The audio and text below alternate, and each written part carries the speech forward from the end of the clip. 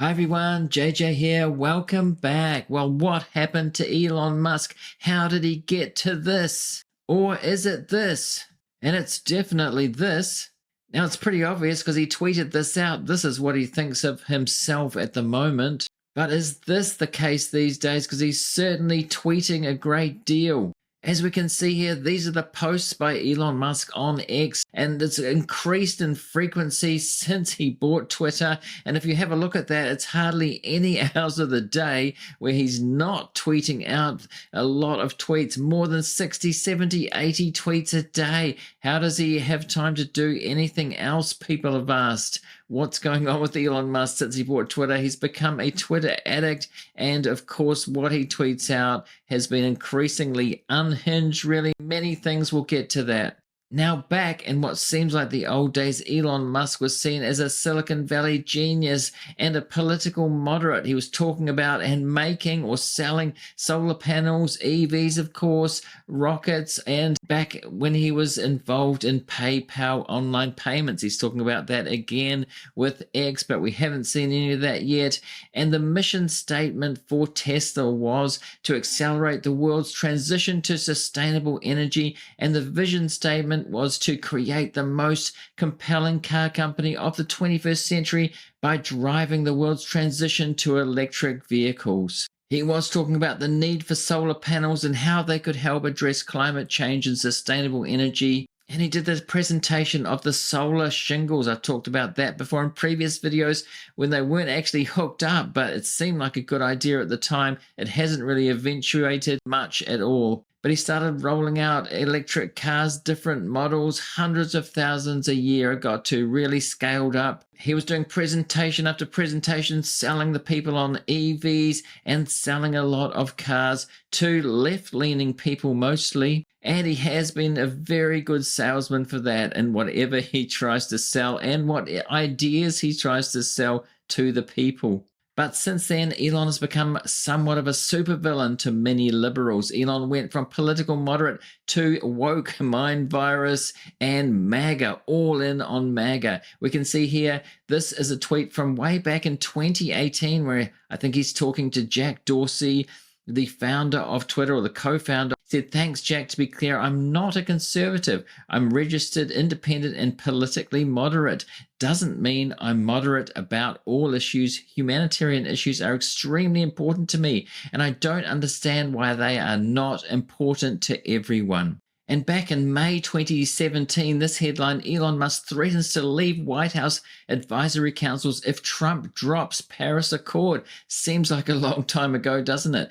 Musk had urged Trump and top White House officials to uphold the agreement. He serves on 3 White House economic advisory councils. Well, he's back working with Trump, not opposing him this time. How times have changed. And jumping forward to 2020, Elon tweeting out, "Take the red pill." Now, if you don't know what that means, it can mean different things to different people depending on the context. The red pill symbolizes awakening to the harsh realities of life, while the blue pill represents remaining in comfortable ignorance. Being red-pilled, though, generally refers to the process of being aware of what one perceives as the true nature of reality, often against mainstream beliefs. In political discussions, red pilling can signify a shift from liberal to conservative views, which is definitely Elon. For example, some individuals may describe their transition from Democratic to Republican ideologies as being red-pilled. However, in alt-right extremist ideologies, and we can see that Elon's been dabbling in that from time to time, and what he's been tweeting out, the term has been co-opted by alt-right movements to signify acceptance of extremist beliefs, including racism and misogyny. And in the manosphere, if you've heard of that, it's been a term that's been thrown around lately. Within the so-called manosphere, which includes communities focused on men's rights and dating strategies, being red-pilled often relates to beliefs about gender dynamics. Proponents argue that men's struggles in dating are due to societal changes influenced by feminism, leading to a worldview that emphasizes traditional male dominance. So you can see who Elon is playing to when he tweets out something like that.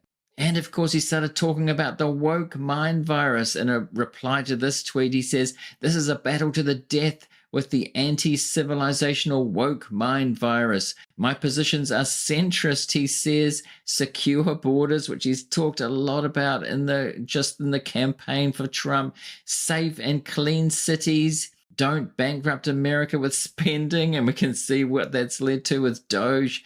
Racism against any race is wrong. He talks about racism against white people. No sterilization below age of consent. Is this right wing, he questions.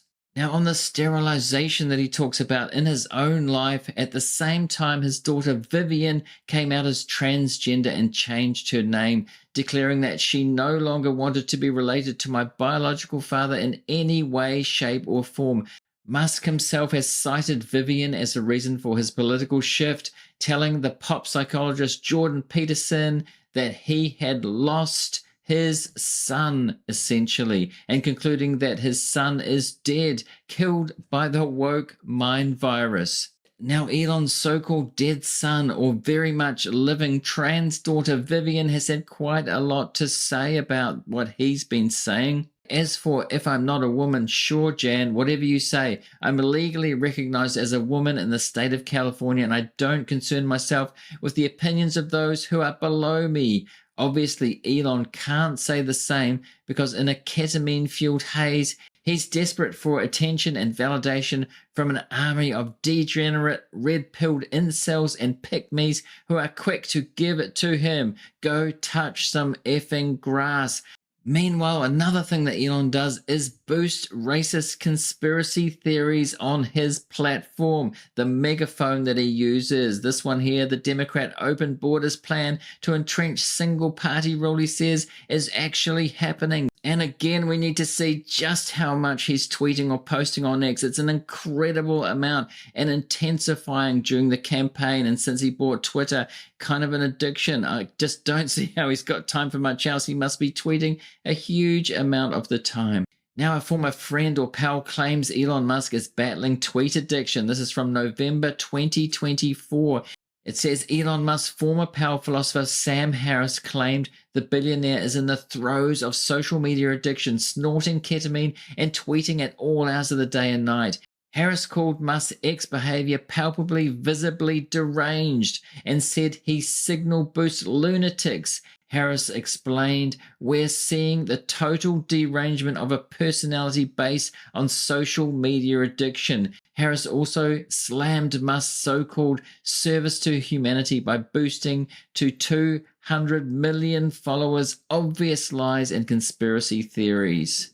And in the throes of that, Elon, of course, started to go all in on MAGA politics after saying he wasn't going to support one candidate, one party, or another. This is Politico saying Elon Musk has become the villain liberals always imagined him to be. And here he is during one of Trump's rallies, getting the crowd riled up, getting himself riled up. And during the campaign, the Wall Street Journal points out here, Elon Musk has said he is committing about $45 million a month to a new pro-Trump super PAC.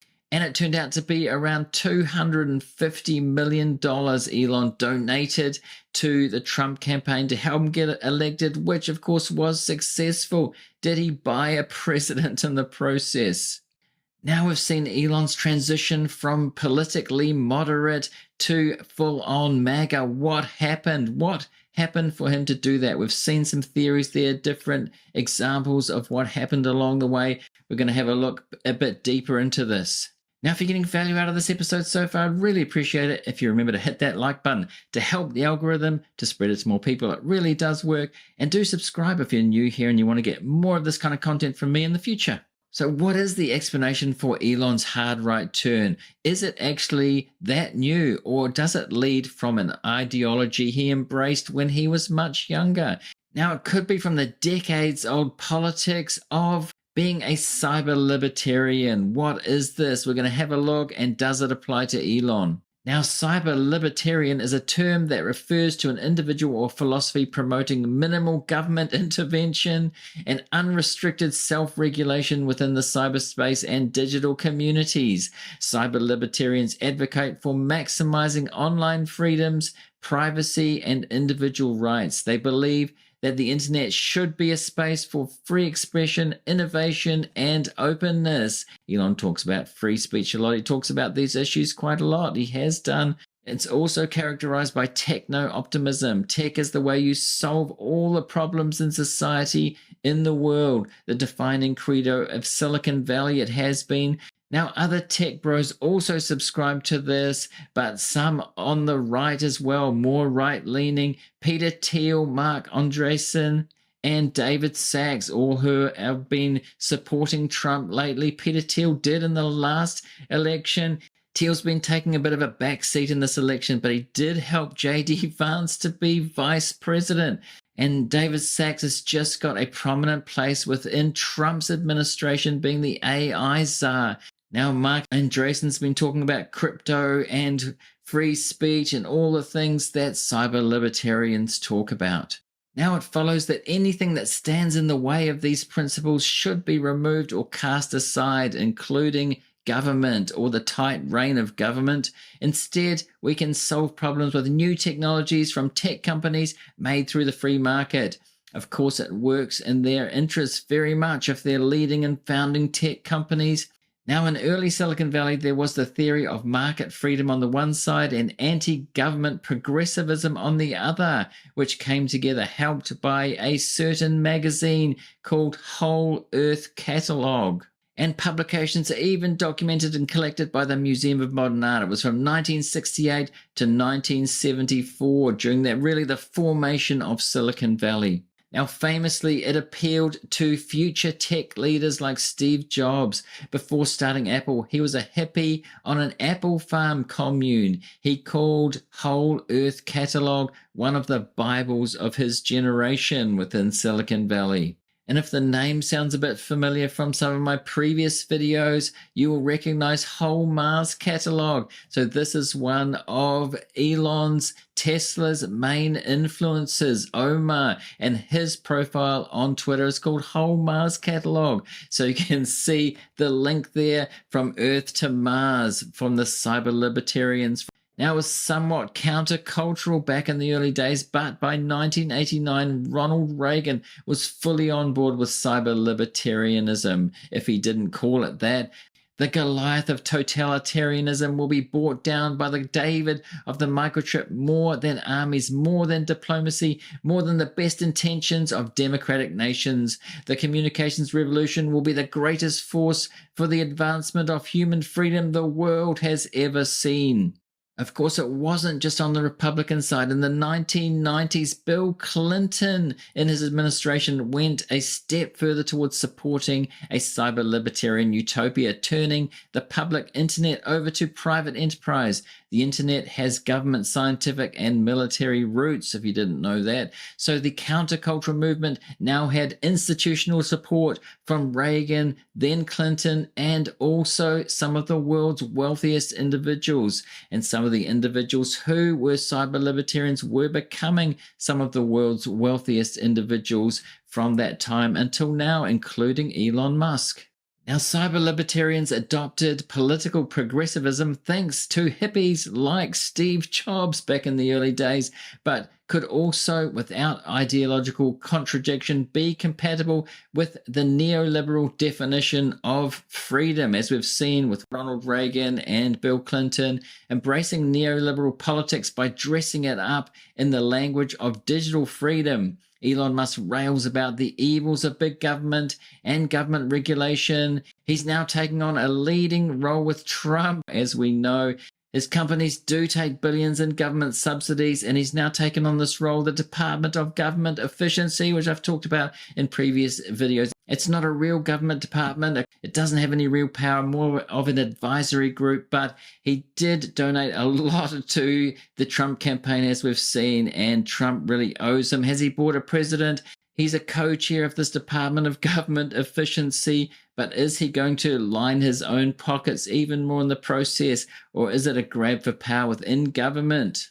Elon has tweeted things like this out about DOGE, the Department of Government Efficiency, which is almost like a gangster. Does he think he's going to have real power within government? And here's an earlier headline. Elon Musk's growing empire is fueled by $4.9 billion in government subsidies, ongoing subsidies. There's talk of some of it going away with the Department of Efficiency, but do you think that money for Elon's companies is go away? It will be fascinating to see if any of it does, or whether it actually increases in some instances, while support for competitors, people and companies he doesn't like gets minimized. It is going to be interesting to see what happens there. And this is just from yesterday. Elon thinks this is awesome. And it's from Donald Trump, who says any person or company investing $1 billion or more in the United States of America will receive fully expedited approvals and permits, including but in no way limited to all environmental approvals. Get ready to rock. So Elon's been talking about getting rid of regulation, minimizing regulation, and this is what is being said here. But the benchmark is $1 billion. Elon's financial net worth is approaching $400 billion. I think it might have passed that with the Tesla share price going past $420 today. So Elon can easily invest that much money, and some of his cyber libertarian friends and others around the world can also do that. So they will have minimal regulations if Donald Trump can actually execute this. Notice how it says including environmental approval. So Elon Musk having a space company, a rocket company, but coming from those roots of Tesla, accelerating sustainable transport. It seems a far cry from when Elon started with electric cars and solar and storage, and now he doesn't seem to care about environmental regulations or wants to minimize them, perhaps for SpaceX and other ventures and the massive factories that he's got. You can see the path that he's taking here. And on the aspect of cyber libertarian free speech, Elon Musk changes Twitter algorithm so his tweets get seen by 1,000 times more people than normal, report claims. And he does use X as a megaphone. He did that during the campaign. His political tweets get pushed out to a lot of people. So is it free speech for him, powerful speech for him, but not so much for others? Does he restrict others and amplify his own and people who support him? And this headline, Elon Musk accused of silencing his critics as X suspends journalists. There have been quite a few instances of people saying that they're being shadow banned or throttled in different ways because Elon doesn't like it, or being critical of Elon. But it seems like he's been amplifying a lot of voices on there. We don't know what's going on behind the scenes. He says one thing and perhaps does another sometimes. So is he being a free speech hypocrite? Perhaps I'll make another video exploring that later. So what do you think about this? Let me know in the comments. Do you think this might be a source of Elon's transition? Not really a transition at all. Cyber libertarianism really coming from the 1960s through the 1990s, becoming more and more capitalist, even though counterculture. And Elon now getting into this position of being the wealthiest person in the world. His stock is soaring and he's the first buddy of the US getting in with government. He wants to minimize government, but is he going to enrich himself with power and money from here as well? Does it fit with a cyber libertarianism, or is it something else? Any one of those other aspects or a combination? Let me know in the comments what you think of all this. So I'd be really interested to know. Now on screen, if you're watching on YouTube, I'm going to put a link to a related video. Go and see that now if you want to, and also a subscribe link. If you're not subscribed, do subscribe if you want to get more of this kind of content for me in the future. And thanks to everybody for watching this one, and I'll see you in the next one.